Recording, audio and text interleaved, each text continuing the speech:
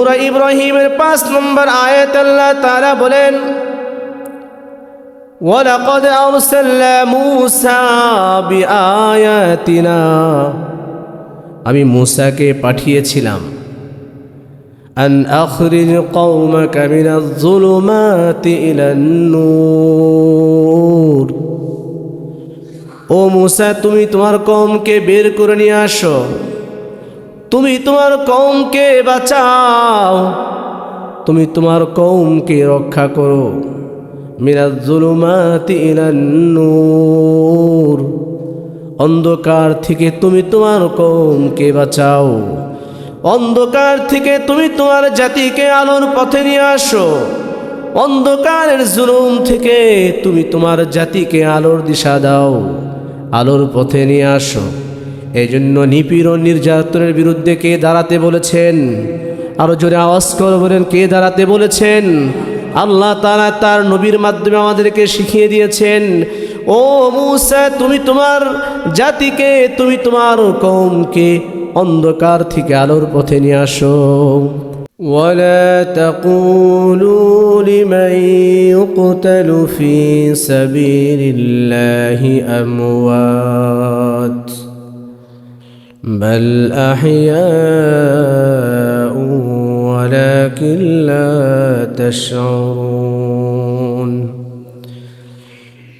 وقال النبي صلى الله عليه وسلم اتقوا الظلم فإن الظلم ظلمات يوم القيامة أو كما قال عليه الصلاة والسلام سبحانك لا علم لنا إلا ما علمتنا إنك أنت العليم الحكيم. شكر الدوري إبراهيم بلي. اللهم صل على محمد وعلى آل محمد كما صليت على إبراهيم وعلى آل إبراهيم إنك حميد مجيد. اللهم بارك على محمد وعلى آل محمد كما باركت على إبراهيم وعلى آل إبراهيم إنك حميد مجيد. আলহামদুলিল্লাহ, আল্লাহ পাকের দরবারে অসংখ্য অগণিত শুকরিয়া জ্ঞাপন করছি যে আল্লাহ সুবহানাহু ওয়া তাআলা আমাদেরকে অত্যন্ত দয়া করে, মায়া করে, ভালোবেসে, যে আল্লাহ সুবহানাহু ওয়া তাআলা আমাদেরকে পবিত্র জুমার নামাজ আদায় করার জন্য তার পবিত্র ঘরে আসার এবং বসার এবং কোরআন এবং হাদিস থেকে কথাগুলো শোনার এবং আমল করার জন্য যে আল্লাহ জাল্লা শানুহু আম্মা নাওয়ালুহু আমাদেরকে পছন্দ করে ভালোবেসে তার পবিত্র ঘরে নিয়ে এসেছেন, সেই জন্য মহান রব্বুল আলামিনের দরবারে কালিমাতুশ শুকর আদায় করি, আলহামদুলিল্লাহ। মোহতারাম হাজরিন, আমাদের আলোচনা হচ্ছিল সন্তানের হক সম্পর্কে, আমাদের আলোচনা হচ্ছিল। তো এই মাস যেহেতু ডিসেম্বর মাস শুরু হয়ে গিয়েছে, সামনে আমাদের 16ই ডিসেম্বর আসছে। তো আমাদের এই 16ই ডিসেম্বর বিজয় দিবস, যারা আমাদেরকে যে নিয়ামত এনে দিয়েছেন, যে শহীদ যারা হয়েছেন, যে শহীদদের বিনিময়ে আমরা এই দেশ স্বাধীন করেছি, স্বাধীন নাগরিক হিসেবে যাদের বিনিময়ে আমরা বসবাস করছি, জন্য আজকে এই সপ্তাহে আলোচনা হবে 16ই ডিসেম্বর সম্পর্কে এবং শহীদদের মর্যাদা সম্পর্কে আলোচনা করা হবে। ওমা তৌফিকি ইল্লা বিল্লাহ। সন্তানের হক সম্পর্কে সামনের সপ্তাহ থেকে আবার ধারাবাহিকভাবে আলোচনা শুরু হবে ইনশাআল্লাহ। তো ওই মাসটার নাম কি? ডিসেম্বর। ডিসেম্বর এই মাসের নাম কি? ডিসেম্বর মাস। 16ই ডিসেম্বর কে বলা হয় বিজয়ের দিন বলা হয়। এই দিনে স্বাধীনতা অর্জন আমরা করেছি। বিজয় বাংলাদেশ স্বাধীন হয়েছে 16ই ডিসেম্বরে। তো এই মাসে লাল ও সবুজে খচিত একটি পতাকা আমরা পেয়েছি। 1971 সালে দীর্ঘ 9 মাসের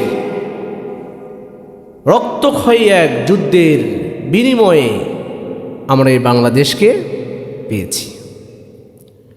আমরা পৃথিবীর মানচিত্রে নতুন করে একটি দেশ পেয়েছি, তার নাম কি? বাংলাদেশ। তার নাম কি? বাংলাদেশ। 1756 সালের 20 জুন পলাশীর অম্র কাননে বাংলার শেষ স্বাধীন নবাব সিরাজউদ্দৌলাকে পরাজিত করে ইংরেজ লাট বাহাদুরেরা এই ভারতীয় উপমহাদেশটাকে দখল করে নিয়েছিল। 1756 সাল থেকে 1947 সাল পর্যন্ত প্রায় হচ্ছে 190 বছর ইংরেজরা এই ভারতীয় উপমহাদেশটাকে দখল করে নিয়েছিল, তাদের আয়ত্তে নিয়ে নিয়েছিল। শাসন, শোষণ, লুণ্ঠন, অন্যায়, অবিচার, জুলুম, নির্যাতন, নিপীড়ন, তারা কোনো কিছুই বাদ দেয়নি। প্রায় 190 বছর তারা এই সাধারণ মানুষের উপর জুলুম নির্যাতন করেছিল। 190 বছর যাওয়ার পরে সম্মানিত উপমহাদেশের, ভারত উপমহাদেশের আলেমগণ যারা ছিলেন, উলামায়ে কেরাম যারা ছিলেন, রিক্সাওয়ালা, দিন মজুর, কুলি মজুরি, মুসলিম, হিন্দু, খ্রিস্টান, বৌদ্ধ যারা ছিল, সবাই মিলে একমত হলো যে আমরা আর ইংরেজদের গোলাম হয়ে থাকব না। আমরা আর ইংরেজদের গোলাম হয়ে থাকব না। কারণ ইংরেজরা ব্রিটেন থেকে এসে আমাদের উপর জুলুম, নির্যাতন, নিপীড়ন করবে, আমরা তার মেনে নিব না। 1947 সাল, তারপরে তাদেরকে বিতাড়িত করা হলো। 1947 সালের দেশ বিভাগের মাধ্যমে ইংরেজরা এই উপমহাদেশটাকে 2 ভাগে বিভক্ত করে যায়। কয় ভাগে? 2 ভাগে বিভক্ত করে তারা চলে যায় ইংরেজরা। ব্রিটেন থেকে তারা এসেছিল। কোথায় থেকে? ইংরেজরা ছিল ব্রিটেনের। তো মুসলমান যখন এগুলো দেখলো, দেখার পরে তারা যখন বিতাড়িত হলো যুদ্ধের মাধ্যমে, সকলে ঐক্যভাবে যখন যুদ্ধ করলো, ইংরেজরা এই দেশ থেকে, ভারত উপমহাদেশ থেকে তারা পালিয়ে যেতে বাধ্য হলো। তো 1947 সালে দেশকে তারা 2 ভাগে বিভক্ত করে যায়। কয় ভাগে? 2 ভাগে। 1 নম্বর হলো হিন্দুস্তান। 1 নম্বর কি? হিন্দুস্তান। 2 নম্বর হলো পাকিস্তান। 2 নম্বর কি? পাকিস্তান। মানে যেদিকে হিন্দুদের সংখ্যা বেশি ছিল তারা সেটাকে হিন্দুস্তান ঘোষণা করলো, আর যেদিকে মুসলিমদের সংখ্যা বেশি ছিল সেটাকে তারা পাকিস্তান হিসেবে ঘোষণা করলো। হিন্দুস্তান বলতে বর্তমান ভারতকে বোঝানো হয়, আর পাকিস্তান ছিল আবার 2 ভাগে বিভক্ত। একটা ছিল পশ্চিম পাকিস্তান। পশ্চিম পাকিস্তান কারা বলেন? যারা পাকিস্তানে আছে তারা পশ্চিম পাকিস্তান। আর পূর্ব পাকিস্তান, আমরা বাংলাদেশি যারা আছি তাদেরকে বলা হয় পূর্ব পাকিস্তান। মাঝখানে হচ্ছে কলকাতা পড়ে গিয়েছে। এখন কিভাবে কি করা যায়? এই পশ্চিম পাকিস্তান আমাদের উপর জুলুম, নির্যাতন, নিপীড়ন চালাতে শুরু করলো। চিটাগাং থেকে পত্রিকা বের হয়। এই পাকিস্তান, পশ্চিম পাকিস্তানে যারা ছিল, যারা শাসক ছিল, তারা সেই চিটাগাং থেকে নিয়ে পাকিস্তানের করাচি থেকে সিল মেরে বাংলাদেশের মানুষের কাছে এসে সেই পত্রিকার দাম ছিল বাংলাদেশের আটানা, পাকিস্তান থেকে ঘুরিয়ে এনে সেটা বাংলাদেশের কাছে বিক্রি করতো 1.5 টাকা 2 টাকা। বাংলাদেশের মানুষ পাট আগে অনেক চাষ করত। পাটের যেই সুন্দর জাজিমগুলো ছিল, সুন্দর কার্পেটগুলো ছিল, সেগুলো তারা ব্যবহার করত, কিন্তু বাঙালিকে তারা ব্যবহার করতে দিত না। ধান, চাল, সুগন্ধি যুক্ত যে চালগুলো ছিল, ধানগুলো ছিল, ভালো ভালো যে চালগুলো ছিল, সেগুলো তারা নিয়ে যেত। বাঙালিদেরকে মোটা চালের ভাত খাওয়াতে তারা বাধ্য করত।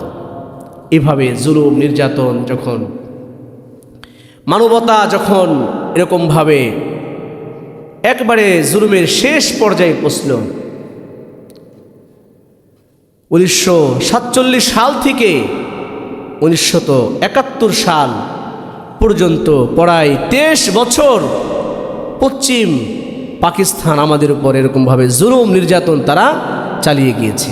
মানবতা বলতে তাদের মধ্যে তখন কোনো কিছুই ছিল না।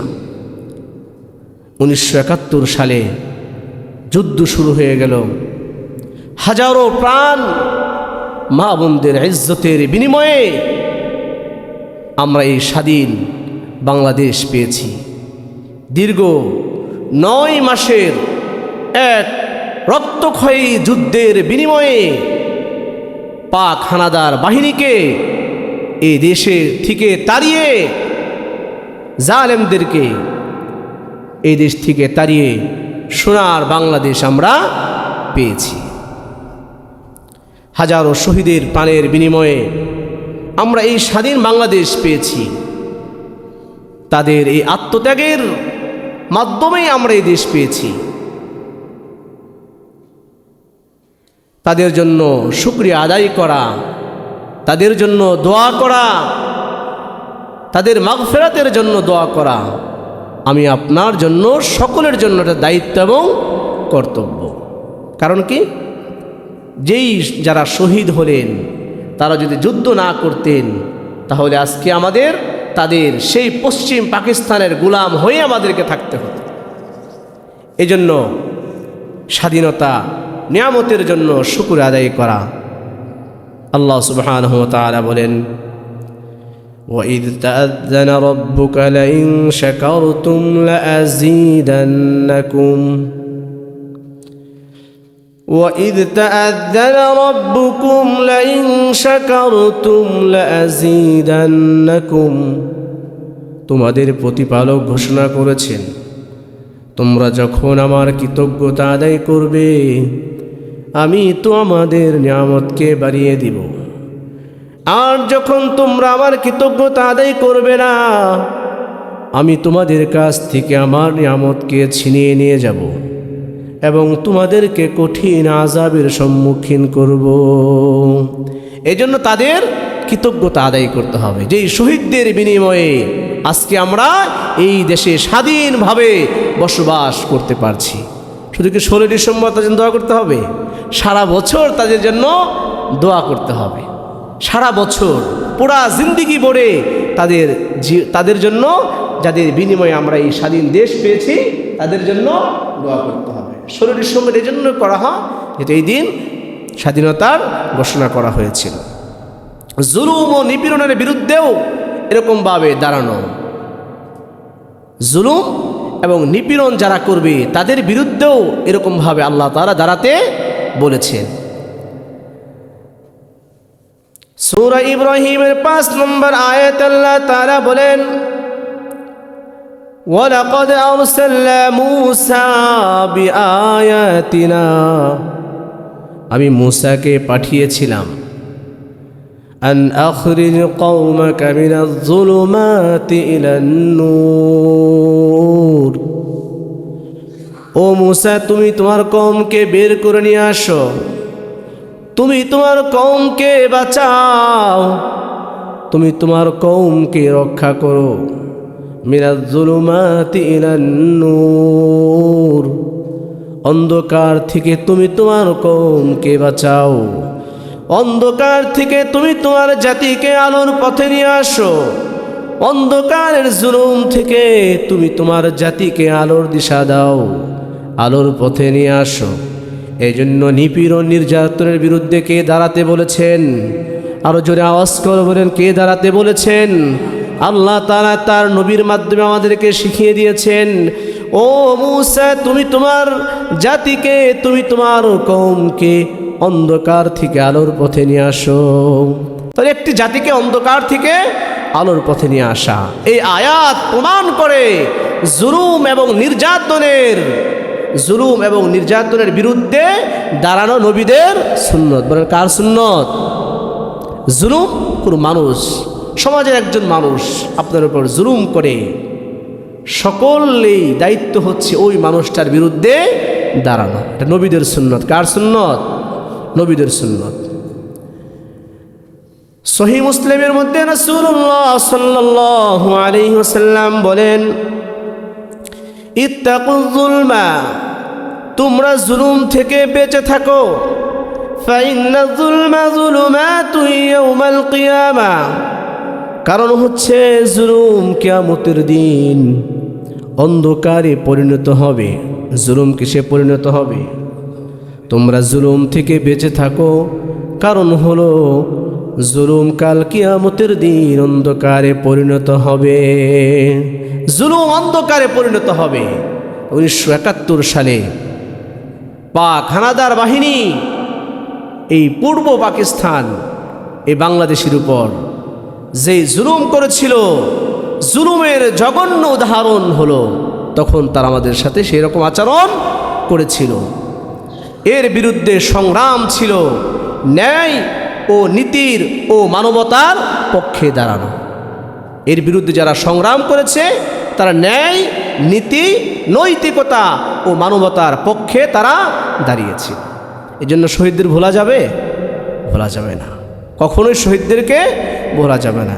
যে কোনো দোয়া করার সময় শহীদদের জন্য এরকমভাবে দোয়া করা। কার জন্য দোয়া করা? শহীদদের জন্য দোয়া করা। নিপীড়িত মানুষের জন্য সাহায্যের জন্য সাহায্য করা ঈমানের দাবি। সূরা নিসার নিপীড়িত মানুষ যারা হবে তাদেরকে সাহায্য করতে আল্লাহ তাআলা সূরা নিসার 75 নম্বর আয়াতে আল্লাহ তাআলা বলেন, ওয়ামা লাকুম লা তুকাতিলুনা ফি সাবিলিল্লাহ, তোমরা কেন আল্লাহর পথে যুদ্ধ করবে না? সূরা নিসার 75 নম্বর আয়াত আল্লাহ তাআলা বলেন, তোমাদের কি হলো, তোমরা কেন আল্লাহর পথে যুদ্ধ করবে না? ওয়াল মুস্তাদআফিনা মিনার রিজালি ওয়ান নিসাই ওয়াল উইলদান, মাজলুম পুরুষদের জন্য, মাজলুম নারী যারা হবে, মাজলুম শিশু যারা হবে, তাদের উপর যে জুলুম নির্যাতন হবে, তাদের উপর যে অবিচার করা হবে, মাজলুম পুরুষ যারা থাকবে, মাজলুম নারী যারা থাকবে, মাজলুম শিশু যারা থাকবে, তাদেরকে উদ্ধার করার দায়িত্ব হচ্ছে তোমাদের। এটা কে বলেছেন? আল্লাহ তাআলা বলেছেন। এই আয়াত প্রমাণ করে একজন মাজলুমের পক্ষে দাঁড়ানো মুসলমানের দায়িত্ব এবং কর্তব্য, এবং এগুলো হচ্ছে নবীদের সুন্নাত। শহীদদের মর্যাদা সম্পর্কে কোরআন এবং হাদিস কি বলে? যারা দেশের স্বাধীনতার জন্য জীবন দিয়েছেন, তারা অন্যায়ের বিরুদ্ধে সুবিচারের জন্য লড়েছেন, এই ধরনের ত্যাগ কে? কোরআন এবং হাদিস কি বলে? আল্লাহ তাআলা সূরাতুল বাকারার 154 নম্বর আয়াতে আল্লাহ তাআলা বলেন শহীদদের মর্যাদা কি হবে। আল্লাহ তাআলা বলেন, ওয়ালা তাকুলু লিমান ইউকতালু ফি সাবিলিল্লাহি আমওয়াত ولا تقولوا لمن يقتل في سبيل الله أموات যারা আল্লাহ তাআলার রাস্তায় শহীদ হবে, যারা আল্লাহ তাআলার রাস্তায় মৃত্যুবরণ করবে, তাদেরকে কখনোই তোমরা মৃত বলবে না। বলেন কি বলবে না?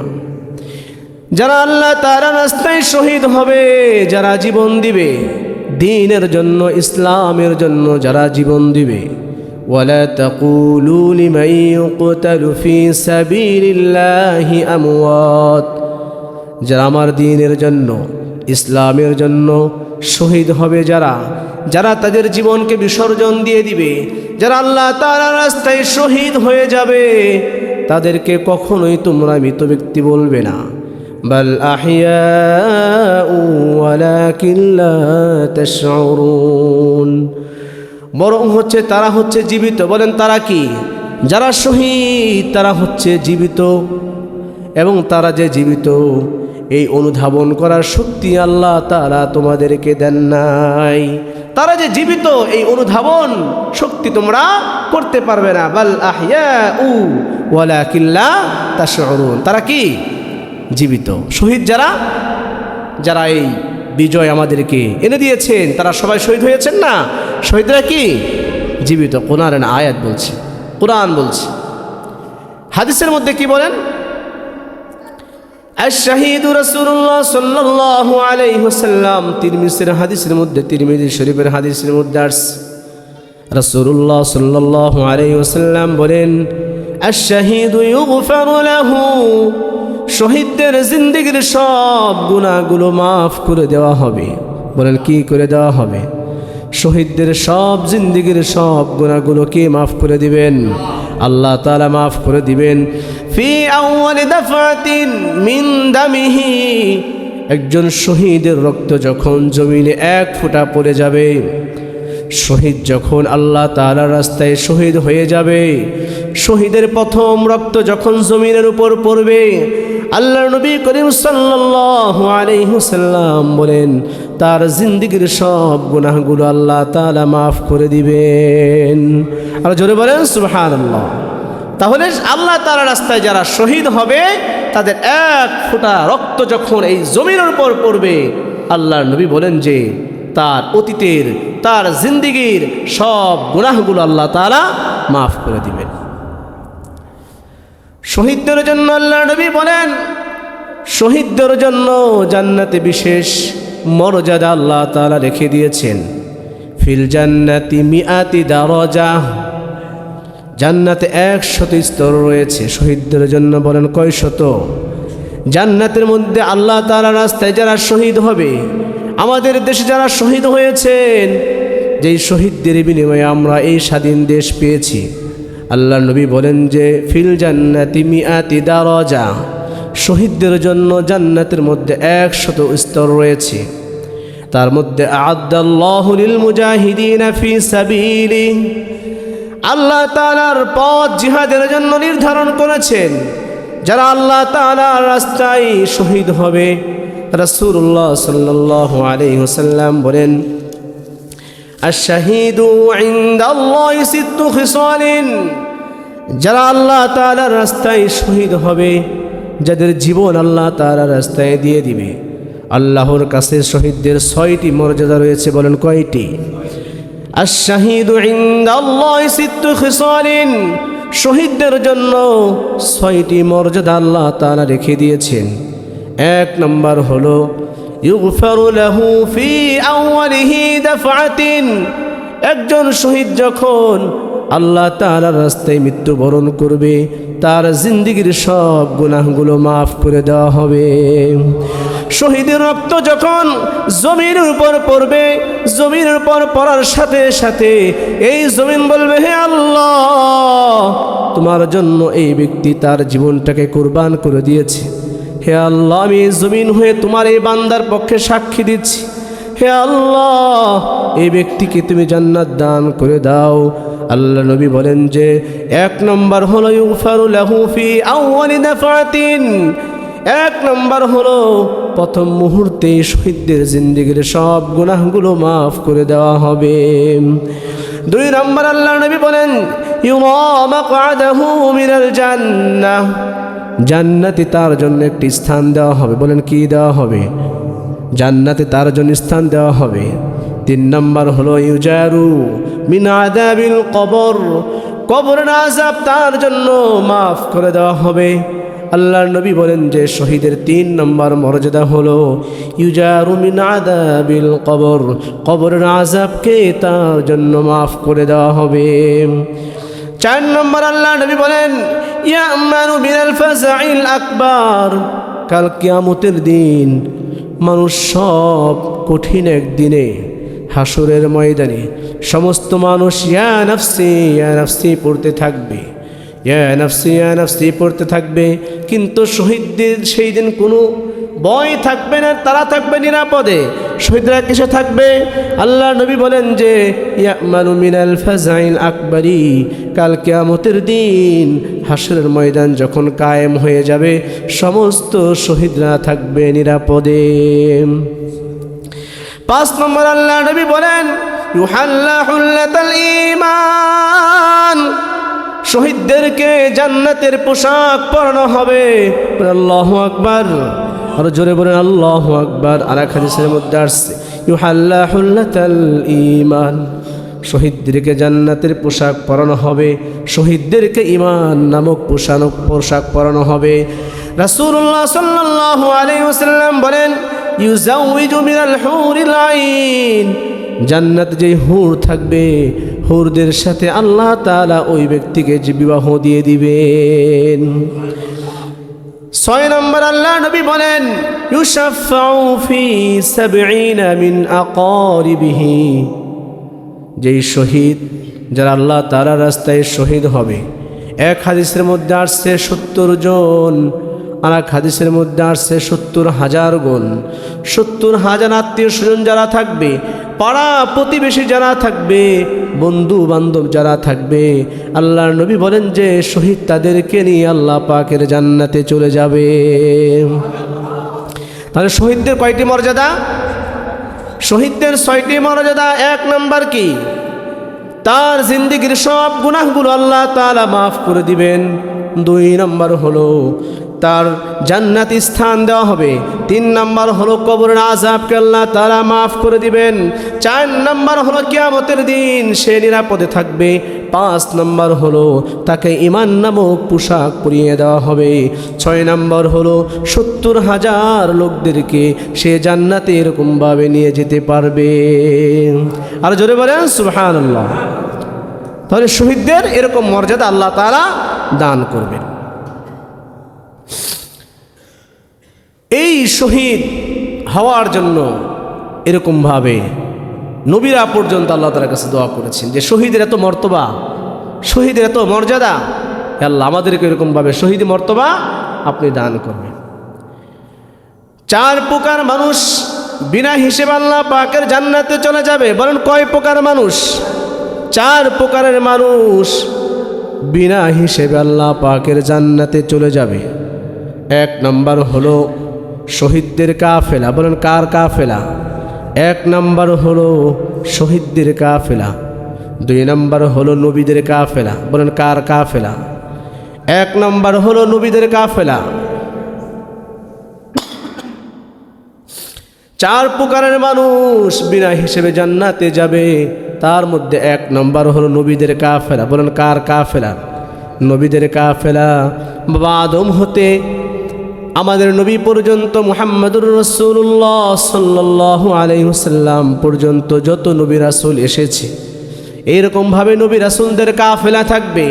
নবী রাসূলরা এরকমভাবে দলে দলে আল্লাহ পাকের জান্নাতে চলে যাবে। আল্লাহ নবী বলেন যে 2 নম্বর হলো সিদ্দিকগণ, সাহাবায়ে কেরাম যারা থাকবে তারাও এরকমভাবে আল্লাহ পাকের জান্নাতে চলে যাবে। তাহলে এই 4 প্রকার মানুষ বিনা হিসেবে আল্লাহ পাকের জান্নাতে যাবে। কি হিসেবে জান্নাতে যাবে? বিনা হিসেবে জান্নাতে যাবে। তার মধ্যে একদল কারা থাকবে? নবীদের কাফেলা থাকবে। কাদের কাফেলা থাকবে? নবীদের কাফেলা থাকবে। 2 নম্বর হলো সিদ্দিকগণদের কাফেলা থাকবে। 3 নম্বর হলো শহীদদের কাফেলা থাকবে, যারা আল্লাহ তাআলার রাস্তায় জিহাদ করবেন, যারা আল্লাহ তাআলার রাস্তায় শহীদ হবেন। ভাবে হযরত উমর রাদিয়াল্লাহু তাআলা আনহু আল্লাহ তাআলার কাছে দোয়া করতেন, আল্লাহুম্মা রযুকনি শাহাদাতান ফি সাবিলিক, হে আল্লাহ আমার মরণ যেন আপনার রাস্তায় হয়। ওয়াজআল মাউতি ফি বালাদি রাসূলিক, হে আল্লাহ আমার মৃত্যুটা যেন মদিনার শহরে হয়। আল্লাহর নবী যেখানে ঘুমিয়ে আছেন, আল্লাহর নবী যেখানে শুয়ে আছেন, আমার মরণ যেন সেখানে হয়। কে দোয়া করতেন? হযরত উমর রাদিয়াল্লাহু তাআলা আল্লাহ তাআলার কাছে দোয়া করতেন। কারণ হচ্ছে আমি আল্লাহর নবীর পবিত্র জবান থেকে শুনেছি, শহীদদের কাছে কোনো হিসাব নিকাশ চাওয়া হবে না। শহীদরা এরকমভাবে বিনা হিসেবে আল্লাহ পাকের জান্নাতে চলে যাবে। এই জন্য হযরত উমর রাদিয়াল্লাহু তাআলা আনহু এরকমভাবে দোয়া করতেন, আল্লাহুম্মা রযুকনি, হে আল্লাহ আপনি আমাকে মৃত্যু দান করেন। হে আল্লাহ, আল্লাহুম্মা রযুকনি শাহাদাতান ফি সাবিলিক, হে আল্লাহ আমার মরণ যেন আপনার রাস্তায় হয়। ওয়াজআল মাউতি ফি বালাদি রাসূলিক, আমার মরণ যেন আপনার মদিনার শহরে হয়। কিতাবের মধ্যে আসছে হযরত ওমর রাদিয়াল্লাহু তাআলা আনহু এই দোয়াটা আল্লাহ তাআলা কবুল করে নিয়েছেন। জালেমরা হযরত ওমর রাদিয়াল্লাহু তাআলা আনহুকে শহীদ করেছেন। হযরত ওমর রাদিয়াল্লাহু তাআলা আনহু আল্লাহর রাস্তায় শহীদ হয়েছেন। ওমর রাদিয়াল্লাহু তাআলা আনহুর মৃত্যুটাও মদিনার মদিনাতে হয়েছে। আল্লাহর নবী যেখানে ঘুমিয়ে আছেন মদিনা শহরেই হযরত ওমর রাদিয়াল্লাহু তাআলা আনহুর মরণটা হয়েছে। হযরত ওমর রাদিয়াল্লাহু তাআলা আনহুর এই দোয়াটা এত কবুল হয়েছে, কিতাবের মধ্যে আসছে যখন ওমর যখন নামাজ পড়তেন তখন এই দোয়া করতেন, আল্লাহুম্মা রযুকনি শাহাদাতান ফি সাবিলিক ওয়াজআল মাউতি ফি বালাদি রাসূলিক। তার এই শহীদ হওয়া, সে আল্লাহ তাআলার রাস্তায় দ্বীনের জন্য শহীদ হয়েছে। তার এই শহীদ হওয়াটা আল্লাহ তাআলা এত কবুল করেছেন। আল্লাহর নবীর বাম পাশে হযরত ওমর রাদিয়াল্লাহু তাআলা আনহু ঘুমিয়ে আছেন। আর জোরে বলেন সুবহানাল্লাহ। কোথায় ঘুমিয়ে আছেন হযরত ওমর? আল্লাহর নবী ঘুমিয়ে আছেন মদিনাতে। ডান পাশে আছেন আবু বকর। যারা হজে গিয়েছেন দেখেন নাই, ডান পাশে কে ঘুমিয়ে আছেন? মদিনাতে যারা গিয়েছেন ডান পাশে কে আছেন? আবু বকর আছেন। বাম পাশে হযরত ওমর রাদিয়াল্লাহু তাআলা আনহু আছেন।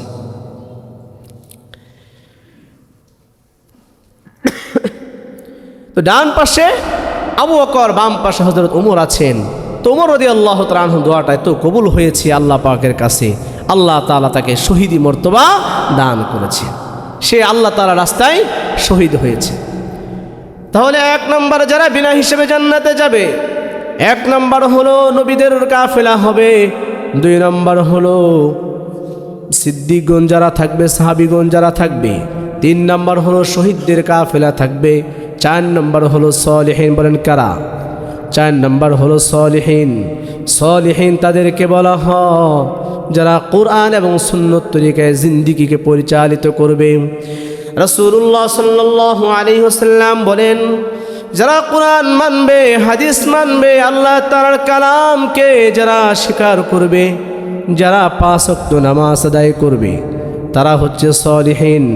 সলিহিন তাদেরকে বলা হয়, কিতাবের মধ্যে আসছে সলিহিন হচ্ছে এক শ্রেণীর আলেমদেরকে বলা হয় যারা কোরআন এবং হাদিসের কথা বলবে, এই কথার উপরে যারা নাকি আমল করবে, যারা জীবনের জবান নিজেদের জবান দিয়ে কোনোদিন খারাপ কোনো কথা বলবে না, জবান দিয়ে কাউকে কষ্ট দিবে না, জবান দিয়ে কাউকে গালি দিবে না, তারা সব কিছু করবে আল্লাহর হুকুমে চলবে। তারা হুকুম মাফিক আল্লাহর হুকুমের বাহিরে তারা চলবে না। আল্লাহ তাআলা যা করতে বলেছেন তারা করবে, আল্লাহ তাআলা যা নিষেধ করেছেন তা থেকে তারা যখন বিরত থাকবে। আল্লাহর নবী বলেন যে তারাই হচ্ছে সলিহিন। যেই 4 শ্রেণীর লোক জান্নাতে যাবে তাদের মধ্যে এক শ্রেণী হলো সলিহিন। তাই সলিহিন কারা? যারা আল্লাহ তাআলার হুকুম মাফিক জীবনকে পরিচালিত করবে। আল্লাহর নবীর কাছে প্রশ্ন করা হলো, ইয়া রাসূলুল্লাহ, ইয়া হাবিবাল্লাহ, আমরা কিভাবে সালিহিনদের অন্তর্ভুক্ত হতে পারব? আল্লাহ নবী বলেন যে আসহাবি কান্নুজুম ইকতাদাইতুম ইহতাদাইতুম, আমার সাহাবীরা হচ্ছে তারকারাজির মতো। বলুন কিসের মতো? তারকারাজির মতো। ইকতাদাইতুম ইহতাদাইতুম, যারা আমার সাহাবীদের অনুসরণ অনুকরণ করবে, যাদের মাথা থেকে পা পর্যন্ত সুন্নত থাকবে, যাদের জিন্দিগি সব কিছু কার হুকুমে চলবে, যাদের জিন্দিগির সব কিছু আল্লাহ তাআলার হুকুমে চলবে, যাদের এক পা চলবে আল্লাহ তাআলার হুকুমে, যাদের এক পা চলবে না আল্লাহ তাআলার হুকুমে, মোট কথা আল্লাহ তাআলার হুকুমের বাহিরে যারা চলবে না, সালিহিন তাদেরকে বলা হয় যারা 5 ওয়াক্ত নামাজ পড়বে, এক নামাজ পড়ে যাওয়ার পরে আর এক নামাজের অপেক্ষায় থাকবে। আল্লাহ নবী বলেন যে সালিহিন তাদেরকে বলা হয় যারা ফজরের নামাজ পড়েছে আবার জোহরের নামাজের অপেক্ষায় থাকবে, জোহরের নামাজ পড়েছে আবার আসরের নামাজের অপেক্ষায় থাকবে, আসরের নামাজ পড়েছে আবার মাগরিবের নামাজের অপেক্ষায় থাকবে, মাগরিবের নামাজ পড়েছে আবার ইশারের নামাজের অপেক্ষায় থাকবে, ইশারের নামাজ পড়েছে আবার ফজরের নামাজের অপেক্ষায় থাকবে।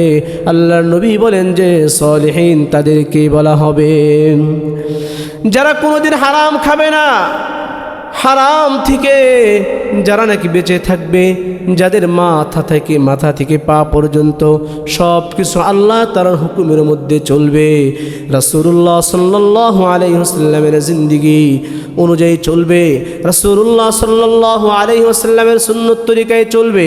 আল্লাহর নবী বলেন যে তারাই হচ্ছে সালিহিন, তারাই আল্লাহ পাকের জান্নাতে বিনা হিসেবে চলে যাবে। আরো জোরে বলেন আল্লাহু আকবার, সুবহানাল্লাহ। আরো জোরে বলেন সুবহানাল্লাহ। তাহলে সালিহিন কারা? যারা আল্লাহ তার হুকুম মাফিক জিন্দিগিকে পরিচালিত করবে।